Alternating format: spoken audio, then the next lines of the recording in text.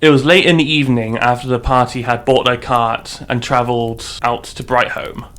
They had set up camp outside an old abandoned watchtower, which loomed in the distance atop a dark hill, with the only light sources being the stars, the campfire, and Solia herself. Ugh, fine, I admit it, you're not a demon. Although I don't understand why you have to look like one, no. I speculate I am incomplete, although I am at 100% peak efficiency, always. Ugh, whatever you daft metal thing.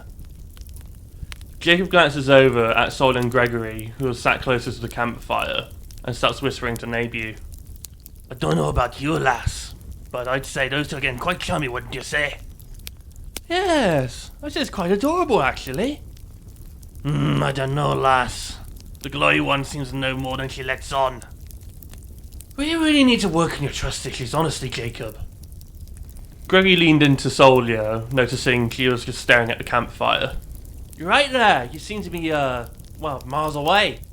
Just thinking of... before. Before? Before what?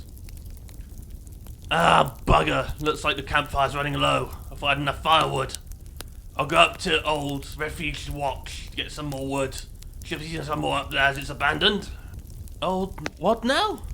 Nabu answered Solia's question whilst Jacob headed up to the watchtower. There was a great demonic war some years back. When the demons first invaded our realm, they pushed all the dwarves out of their territory, and there was quite a lot of refugees. That watchtower over there basically was, a watchtower to watch out for any demonic incursions whilst the refugees were holding camp. A great demonic war? I think Jacob said to me that he was fighting in a war. Was he part of that one? Nabi nods solemnly to the group. Meanwhile, Jacob makes it to the watchtower. Oh god! Sorry, I didn't realise you were up here. Next to the wall of the watchtower was a elderly-looking human who was wearing brown autumn robes, red brigandine armour, and had a bucket on his head with a golden monocle, who was currently urinating on the watchtower wall. What's that? The figure turns to Jacob, revealing a fiery ginger beard covering most of his face, as well as a fiery lock of ginger curly hair. As he turned, he almost sprays Jacob with a stream of urine, which Jacob narrowly avoids. What will you point that damn thing? Sorry, I wasn't expecting to meet anyone up here. No worries. Could you just turn around and finish your business? Oh no, it's fine. It'll be rude to turn my back to a stranger. And not rude while talking whilst having a bloody waz? Oh, I'll be done soon. Ugh, I'm done with this. I've met enough strange people already. Jacob started to head into the watchtower, although when he went through the door, what greeted him was a giant blonde pig, which was attached to an enormous merchant-style wagon, which looked past good condition, to say the least. What the hell is all this? Oh, that's just my wares. I'm cleaning out stock at the moment, so I can't say anything. How do you fit all of that through the door? Magic. Right, what's your name anyway? My name is Ashley Bearbane. You may have heard of me? And why would I have heard of you? Well, you see, I was like an adventurer like you one point, and I was by myself, and one day I came across this ice bear, and I couldn't defeat it with fire on the outside, so what I did is I took my magical staff and rammed it up his backside. Whoa, okay, that's enough information there. What makes you think I'm an adventurer? Oh, I can tell an adventure from a mile away. Well, sorry to burst your bubble, I'm just a traveller. Don't be so shy. I'm sure you'll be an adventurer in no time. Is there anything I could trade with you? I can't give you my trinkets, because I'm out of business. I guess there's no harm in asking. Do you know someone called the Great Celtosio? Oh, the gay House Kikio, I know him. What? No, the Great Celtosio. That's what I said. As I was saying, yes, I know him. He's currently living in Autumn Hills. Why would such an esteemed fellow like yourself be after such a, guy? Ashley leaned in uncomfortably close to Jacob, beaming while stroking his beard. Well, let's just say I need to ask him, a few questions. Oh, that's a good thing. He knows quite a lot of stuff, that guy does, from what I heard. Anyway, I'll let you get back to it, because I need to go to bed, boys. Tell your friends about me, won't ya? I'm sure we'll meet again. Yeah, sure. Jacob proceeds to grab some dry wooden planks off the floor of the watchtower and heads back to the group. But not before the pig takes a chunk out of Jacob's overcoat.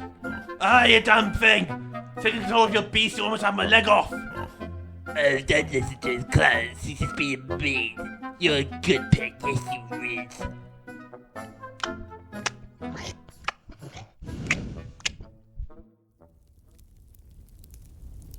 Back at the campfire, Naby watched as Solia and Gregory fell back into sleep, somewhat disturbed by Arnold's constantly rotating head. You know, for someone who claims to not be a demon, you're doing awful demon-like things. I am observing for threats. I do not require sleep like you, flesh bag. Rude. What do you remember of your master, anyway? My memory is jumbled, however, I remember my first task was to collect meat from fallen enemies. Again, sounding very demon-like. These were not for consumption. He would use these herbs and some other stuff to make potions, I believe, seeing as he was a medicine man. He was also into the occult, however, used this to benefit other people. He was a very nice bloke. Then out of the blue, one day, he put me in my storage sarcophagus. He said I was needed for a greater purpose. I would need to be safe. I speculate this was 100 years ago, as the cave was very old looking, and the landscape I don't even recognize anymore. How do you know your master's even still alive if it's been at least 100 years? He is immortal. What? Like, we need to get you fixed if you are actually a machine. I am fully operable, thank you very much. Although I suppose my memory may be somewhat damaged. If I ever see that beast again, I'm gonna chop it to bacon. Jacob grumpily storms in, throwing the spare wood into the campfire, abruptly waking Sol and Gregory up. Oh, what's wrong with you, Mr. Grumpy Pants? Just look at my coat. How did that happen? Some silly salt pig trying to take a bite out of my thigh. Wait, watch it, lad. You don't look that great yourself with your rags. Okay, calm down, Jacob. I'm sure it can be fixed. Who was up there anyway? The strange git called himself Ashley Barebane or something like that. With a bucket on his head. Jacob saw out the corner of his eye Solia face-palming. Do you want to say something, lass? Seems like you know him. Solia nods. And? Solia doesn't say anything further. Well, I'm telling you this now, young lady. When we meet this great Saltosio, I'm going to be asking him quite a lot of questions. So you better get used to it. That's fine. Oh, whatever. I'm going to go to bed before I consider drinking from my flask. After a few awkward glances and settling down, the group decides to rest for the night.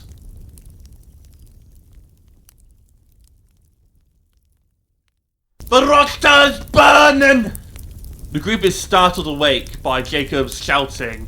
Looking over to the top of the hill, they see the watchtower up in flames, with ash falling down around them, and the smell of smoke piercing their nostrils. Jacob rushes up to the structure, shouting in a panic. Old man, are you in there? Upon peering through the door frame, the huge cart, pig, and old man were nowhere to be seen, as if vanished into thin air. You better not have done this, you crazy bat! The group quickly got to work, making sure the fire doesn't spread to the campsite, before Jacob's obscenities became too much. 30 minutes of hard labour afterwards with the watchtower still burning, but at least the surrounding area was safe. How on earth did this happen? I suspect the old bugger knows magic. Ugh, I can't stand these wizard types. Jacob gives Solia a glare. You sure know an awful lot of strange people. I'm surprised I haven't been put in a madhouse yet. He's no friend of mine! And he always causes trouble like this. All of these beings on the Pantheon do. As well as the church, they worship them. Ugh. Solia covers her face and hands in her robes and wails into her palms. Gregory quickly embraces her to comfort the crying Solia. After an intense glare from Nabu, Jacob recommends they pack up and head to the cart to continue the Bright home.